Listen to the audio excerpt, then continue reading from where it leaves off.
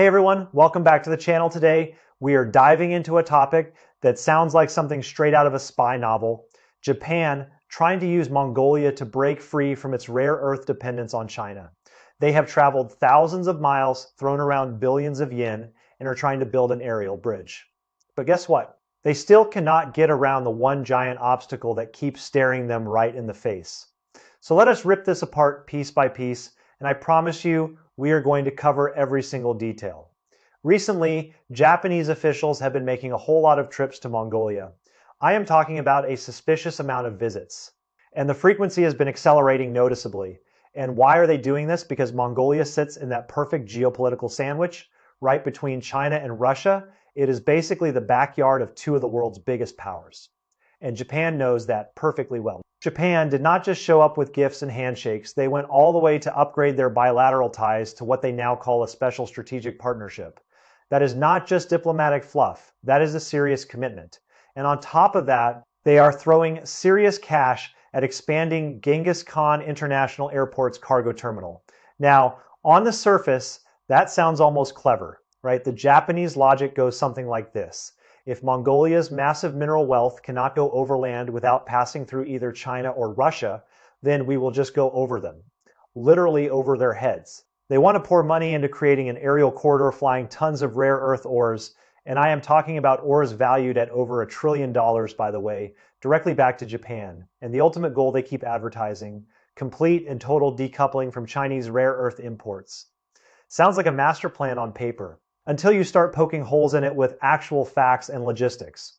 But here is the million-dollar question that the mainstream media in the US should be asking but rarely does. Can you really pull off a heist like this? Right in the heart of two superpowers' most sensitive strategic backyard. I personally do not think so, and today I am going to show you exactly why. Step by step, using data, geography, and plain common sense. Let us break it down with three hard-hitting questions that the corporate press refuses to touch. Number one, even if that rare earth physically lands in Tokyo, why might it end up as nothing more than radioactive dirt with zero economic value and huge environmental liabilities? Number two, would Mongolia, a country that depends on its neighbors for survival, both economically and physically, actually risk pissing off both China and Russia just to please Japan and the United States? And number three, what is Japan's real endgame here beyond just the shiny new airport and the PR headlines? Because trust me, this is not just about minerals. This is about strategy, military positioning, and long-term geopolitical rivalry. First off, let us be brutally honest with each other. Japan is not just after rare earths. That airport project is a Trojan horse, plain and simple. What they really want is a permanent strategic foothold in Central Asia, right in the middle of China's and Russia's core strategic zone. This whole infrastructure cooperation narrative is just the cover story, the shiny object they are waving around to distract everyone while they sneak in the back door. I dug through the data, the news reports, the official government statements, and the diplomatic cables over the past few years, and I can tell you with confidence that this goes way beyond normal business cooperation. Back in late 2024, Japan and Mongolia signed a defense equipment and technology transfer agreement. That is not a trade deal, that is a military pact. That agreement officially took effect in January 2025. And by the first half of 2026, right now, as we are speaking, their defense ties have gotten very, very real. We are not talking about symbolic handshakes and photo opportunities anymore. We are talking about actual equipment integration. Joint training exercises, exchange of technical personnel, and detailed operational planning for coordinated activities. That is not a friendship, that is a military relationship with strategic implications. Now, let us consider Mongolia's geography for a second, because this is absolutely critical to understanding the whole picture. Mongolia is the ultimate landlocked country. I mean, it is completely surrounded by land. Russia is to the north. China is to the south, east, and west. There is no coastline, no third neighbor that shares a physical border. Absolutely nothing. It is completely enveloped by these two giants. So why would a country with that kind of geographical reality suddenly start importing Japanese defense equipment and engaging in military cooperation with a country that is thousands of miles away across the sea? The answer is obvious to anyone with half a brain. Japan is playing a classic decoy game. They do not actually care about Mongolia's national security or its territorial integrity. What they really want is a forward intelligence gathering post right in the heart of China and Russia's core strategic zone. They want to collect real-time military intelligence on troop movements, missile deployments, radar activities, electronic signals, and all kinds of sensitive data that would be invaluable in any future conflict. And they are not stopping there. They are actively pulling the United States into this game, and that should concern every American taxpayer just this year in the first half of 2026. The trilateral dialogue among the United States, Japan, and Mongolia jumped from low-level working group meetings to full-blown ministerial level talks. That is a massive escalation, and it signals serious intent. The United States has been pushing its Indo-Pacific strategy for years now, but most of the focus has been on the maritime domain, the South China Sea, the Taiwan Strait, the Korean Peninsula. That is where the Navy and the Marine Corps operate. But Japan is now playing the role of a bridge, shoving Mongolia, a landlocked country in the absolute middle of Eurasia, right into that Indo-Pacific framework. That is not economics. That is planting a strategic dagger right in the soft underbelly of two nuclear powers. It is designed to destabilize the entire regional balance of power and create a constant source of friction right on China's and Russia's borders. It is a provocation, pure and simple, and we Americans should be very careful about being dragged into someone else's chess game. Now, let us zoom back to that airport expansion project, because the details are absolutely damning. Early this year, the Japan International Cooperation Agency, that is JICA, the official government agency that handles Japan's foreign aid, sent dedicated teams to Mongolia to push the project forward aggressively. By mid-June 2026, the planning documents have been partially leaked and reported on by various outlets. These documents include detailed land acquisition assessments, environmental impact reports, engineering feasibility studies, and even comprehensive budget allocations that are already baked into Japan's annual foreign aid package. Now, if this were really about promoting tourism and people-to-people exchanges, the focus would naturally be on expanding passenger terminals, building duty-free shopping areas, improving baggage handling systems, and adding more gates for commercial airlines. That is what normal countries do when they want to boost tourism. But guess what? The core of all those meetings, all those planning sessions, and all those budget line items is overwhelmingly focused on cargo terminal design, cargo financing structures, and dedicated storage facilities for bulk commodities. They are even discussing specialized cargo taxiways, heavy load aircraft aprons, and advanced handling equipment for oversized shipments. They are not even trying to hide it anymore. Passenger traffic is a complete facade. The real objective is to build a dedicated strategic air corridor that bypasses traditional overland checkpoints and customs inspections. That is Japan's real ambition, a permanent, unmonitored logistics pipeline straight into the heart of Asia, right under the noses of China and Russia. Moving on to the second major question, and this is where things get really interesting from a financial and logistical standpoint.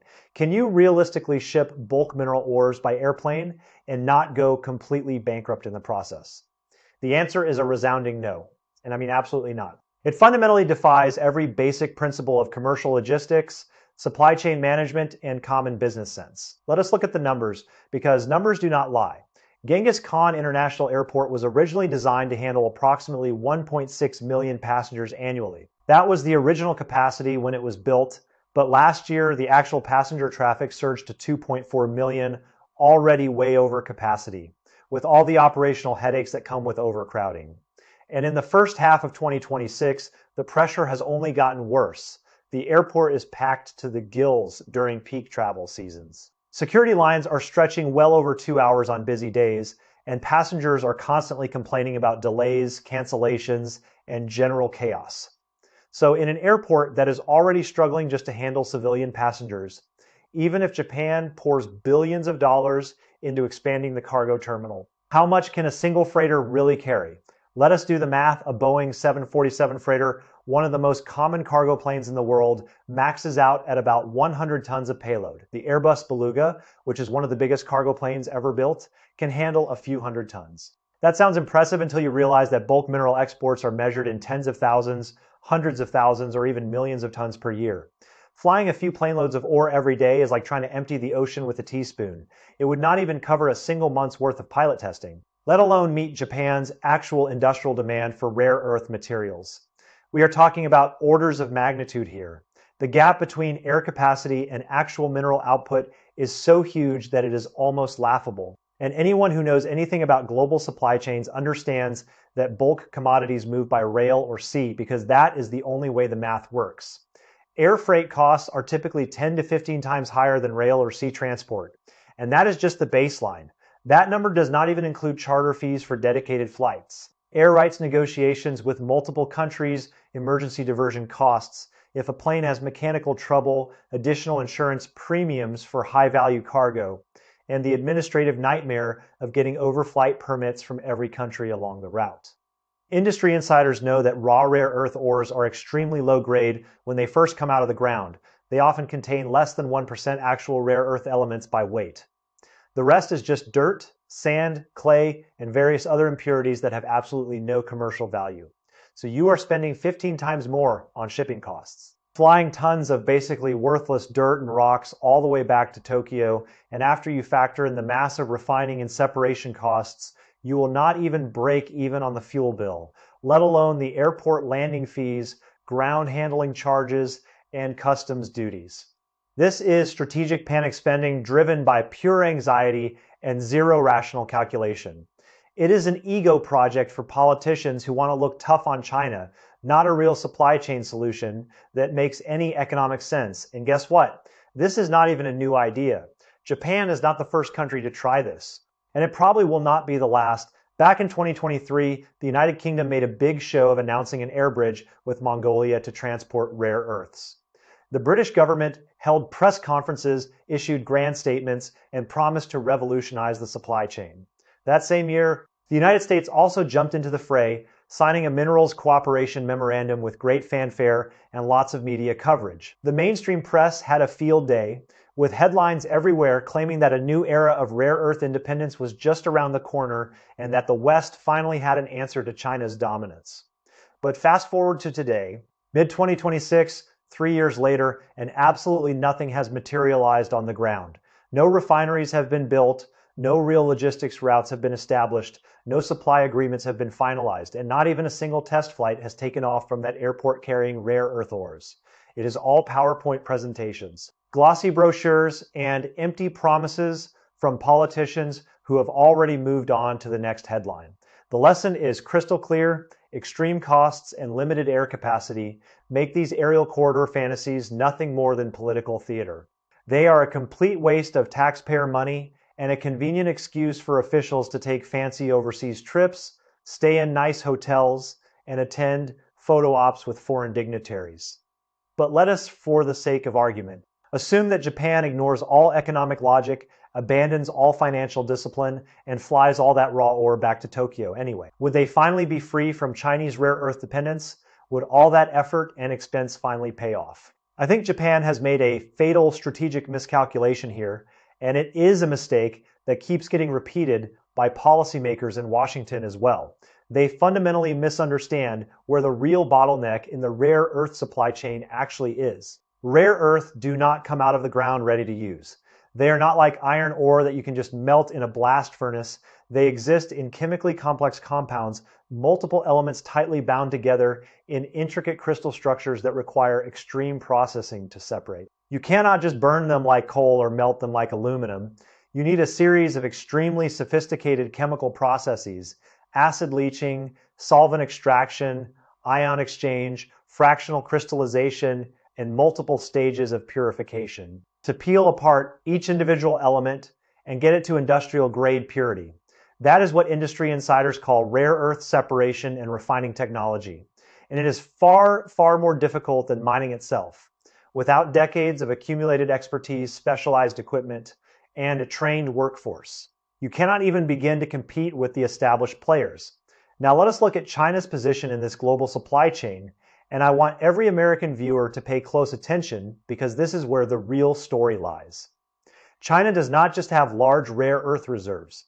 That is a common misconception. The real advantage is that China controls over 70% of global rare earth refining capacity. For certain high-value heavy rare earths, their market share exceeds 90%.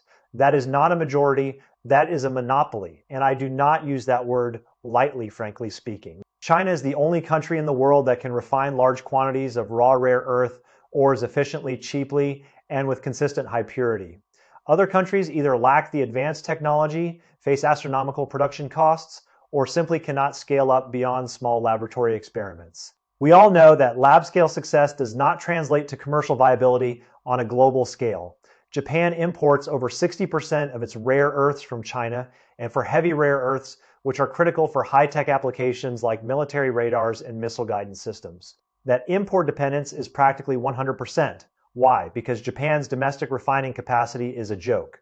Their own plants cannot even cover 10% of their national demand.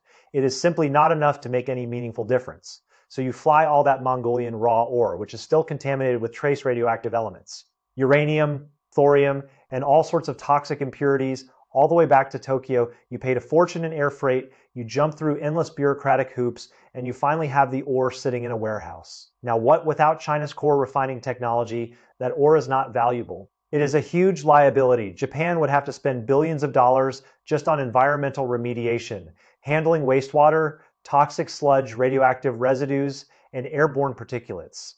Local communities would almost certainly erupt in protest. And environmental lawsuits would tie everything up in court for years. The ore lands, but it instantly turns into a public relations nightmare and an environmental disaster. They paid a fortune, and all they got was a massive headache and a warehouse full of radioactive dirt. And the US-Japan alliance is fully aware of this vulnerability. Trust me, they know exactly how weak their position is.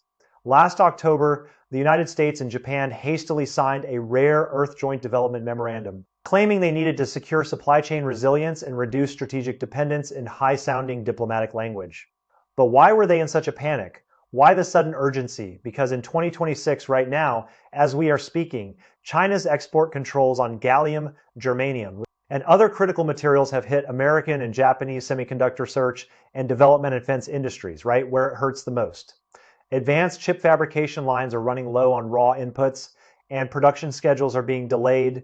Military radar systems, missile guidance systems, night vision goggles, satellite components, all of these depend on materials that China controls. They have scoured the globe looking for alternative sources. They have sent teams to Australia, Africa, Brazil, Greenland, and even tried to restart old mines in California. But finding rocks is relatively easy. Finding the technology to turn those rocks into usable, high-purity materials is nearly impossible. So at the end of the day, they all come crawling back to China to buy refined products. That is not independence. That is permanent dependence dressed up in patriotic rhetoric. Now let us tackle the third big question, and this one is about Mongolia itself. Does Mongolia not realize it is stuck between two giants? How dare they play these dangerous games with the United States and Japan? I mean, we are talking about a country that has no buffer, no escape route, and no backup plan if things go wrong. Mongolia has been pushing this so-called third neighbor foreign policy for quite a few years now. The idea is to balance between its two unavoidable geographical neighbors, China and Russia, by courting the United States, Japan, South Korea, and the European Union. They give out fancy diplomatic titles to make everyone feel special and appreciated. They called Japan a special strategic partner back in 2022, and they gave the United States a strategic third neighbor label in 2023. It is a smart diplomatic dance on the surface, and it does get them foreign aid, investment projects, technical assistance, and political recognition. But here's the hard truth that the mainstream American media loves to ignore. Diplomatic games are one thing, but strategic red lines are a completely different story. Mongolia's actual room for maneuver is incredibly narrow because geography is not negotiable. You cannot change where your country is located. Let us talk about economics, because that is where the rubber meets the road. And I want to give you the full picture so you understand why Mongolia is not going to sacrifice itself for Japanese ambitions. Mongolia's entire economy depends on four simple words: mining and exporting raw materials. That is it. There's no manufacturing base, no high-tech industry, no financial services sector, and no significant agricultural exports. So who is buying all those minerals? Let me give you the numbers because they are absolutely staggering. In 2025, a staggering 89.4% of Mongolia's total exports, primarily coal, copper concentrate, iron ore, gold, and various other mined products, went straight to China. That is not diversification. That is complete, total, and irreversible dependency on a single market. Mongolia's total foreign trade in 2025 was approximately $27 billion, and China alone accounted for over 40% of that total, which is more than $10 billion in annual trade volume. That makes China Mongolia's single largest source of foreign exchange earnings by an enormous margin. By mid-2026, the latest bilateral trade data shows that China remains Mongolia's undisputed top trading partner. With trade volumes continuing to grow steadily month after month, that is a fundamental economic anchor that no country on earth can replace. Not the United States, not Japan, not the European Union, nobody. Now, let us put Japan's contributions into perspective. Japan's few $100 million in airport loans and aid packages over several years. That is a drop in the bucket. It is pocket change compared to the billions of dollars that flow annually from the Chinese market. Can Japan suddenly start buying 90% of Mongolia's bulk mineral exports all by itself? Absolutely not. They do not have the industrial demand, the port infrastructure, the logistics networks, or the financial capacity to absorb that kind of volume. They could not even absorb 10% of Mongolia's export output without completely restructuring their own economy. And it gets worse for Mongolia. Much worse. They are a landlocked country located in a high altitude, freezing cold region with no significant domestic oil refining capacity and no comprehensive national power grid. Over 90% of their petroleum products come from Russia, delivered through pipelines and rail shipments. Many key urban centers rely on Russian cross-border electricity transmission to keep the lights on during those brutal winter months, when temperatures can drop to negative 40 degrees Fahrenheit.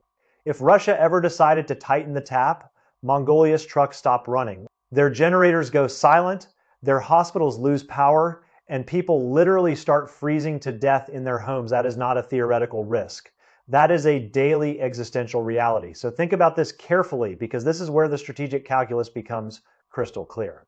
If Mongolia were ever dumb enough to actually align itself fully with the United States and Japan and become a forward outpost of the Indo-Pacific strategy, what would happen next?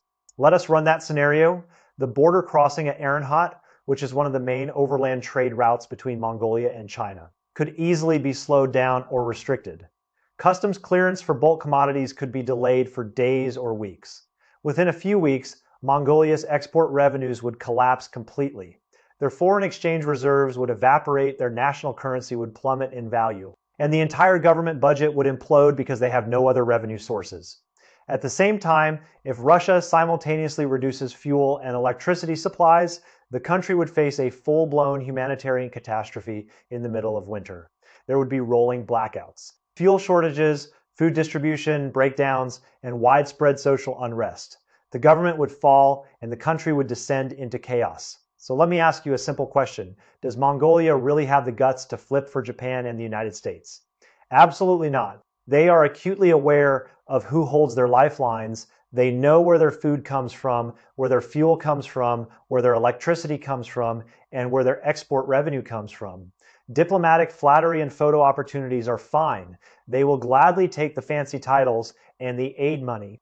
But when it comes to crossing the red line, they know that would be national suicide, and the Mongolian elite, for all their political maneuvering, are not suicidal. Here is the bottom line on this point, and I want every viewer to understand this clearly. Giving a few nice diplomatic titles and pocketing some Japanese development aid to upgrade infrastructure. That is just smart diplomacy for Mongolia. They maximize their visible benefits without actually compromising their survival. But if they ever seriously considered handing over strategic mineral assets to the United States and Japan and becoming a forward outpost against China and Russia, they would be actively severing their own economic and energy lifelines. That is not strategy. That is insanity, even Mongolian elites. For all their political maneuvering and personal ambitions, are not stupid enough to bet their entire country's existence on distant allies like Japan and the United States, who are thousands of miles away and have zero ability to replace their immediate neighbors' economic and energy support. That would be like a mouse picking a fight with two elephants just because a rabbit on the other side of the jungle promised to help. So Japan, in its infinite strategic wisdom, runs around scheming and plotting in China and Russia's backyard. They travel in circles, spend endless amounts of Japanese taxpayer money, and at the end of the day, what do they have to show for it? A big fat zero, because geopolitical economic competition ultimately comes down to one simple truth: who holds the irreplaceable market and technology. Everything else is just noise, propaganda, and wasted resources. China has both. They do not just refine rare earths, they consume most of them too. The biggest end-use markets today for rare earth materials are electric vehicle motors, wind turbine generators, and advanced military hardware, fighter jet radars, missile guidance systems, night vision goggles, laser targeting systems, satellite components, and so much more. Where is the world's largest electric vehicle market and manufacturing base? China. Just last year, they sold over 10 million new energy vehicles, which is more than half the entire global market share. Where is the world's largest wind power installation base? With massive demand for permanent magnets. Again, China, accounting for over half of global new wind capacity added every single year. That means China is not just the world's supplier of refined rare earths. They are also the world's biggest buyer of those same materials, creating a complete, seamless internal industrial loop that goes all the way from raw mining to high-tech finished products. Japan, meanwhile, has a declining electric vehicle industry. Toyota and Honda are getting crushed by BYD and other Chinese brands in the global marketplace. Their domestic market is shrinking, their exports are falling, and their technological edge is eroding. Without a massive downstream user base to absorb all those rare earths, any rare earth that Japan digs up or flies in has no natural buyer. It is a supply chain with no destination, no demand, and no economic justification. And let us not forget the physical reality of aviation. Even if Japan manages to build this so-called aerial corridor, even if they pour billions into the cargo terminal, and even if they get all the planes ready, they still have to fly through Chinese and Russian airspace. There is no other route. Mongolia is completely surrounded by Chinese and Russian airspace. There is no corridor to the ocean, no detour over friendly territory, no way around the two giants, under international law and standard civil aviation regulations. Any cargo flight carrying strategic materials needs explicit overflight permits from both countries. China and Russia can simply deny those permits or impose strict flight restrictions, or demand full technical inspections and cargo screening on every single flight. Any of those actions would immediately kill the entire operation. So Japan can build the biggest cargo terminal in the world, but without permission to take off and land, those planes are just expensive showpieces sitting on the tarmac, gathering dust and rusting away. So let me summarize everything we have covered today, because this is important. Japan can run around the globe, throw billions of dollars, sign all kinds of agreements, and scheme all they want. That is their strategic anxiety talking, their panic about being left behind, their fear of Chinese dominance. But the reality on the ground is brutal, unchangeable, and unforgiving. Geographically, they are completely locked out. China and Russia control all land and air transit routes in and out of Mongolia, and there is nothing Japan can do to change that fact. Technologically, China holds over 70% of global rare earth refining capacity, and for some key elements, over 90%. That is a wall that no one can climb without decades of research, billions in investment, and a massive skilled workforce, none of which Japan or the United States currently has. Economically, China absorbs nearly 90% of Mongolia's export output, which is a level of market dependence that Japan cannot even begin to replicate with its much smaller industrial base. Against this triple-layered fortress, geography, technology, and markets, Japan's schemes are nothing more than desperate little stunts that will ultimately achieve absolutely nothing. They will waste Japanese taxpayer money, create some temporary headlines, make politicians feel good about themselves, and end up exactly where they started, still reliant on Chinese rare earths, still strategically frustrated, still losing ground, and still wondering why nothing ever works. All right? That is the full, complete, no-holds-barred breakdown. I covered every single aspect that I promised, and I did not cut a single important detail. If you got something out of this, drop a like, subscribe to the channel, hit that notification bell, and share this with anyone who needs to understand what is really going on in Central Asia. Your support genuinely helps me keep producing content like this. I will see you all in the next video. Peace out.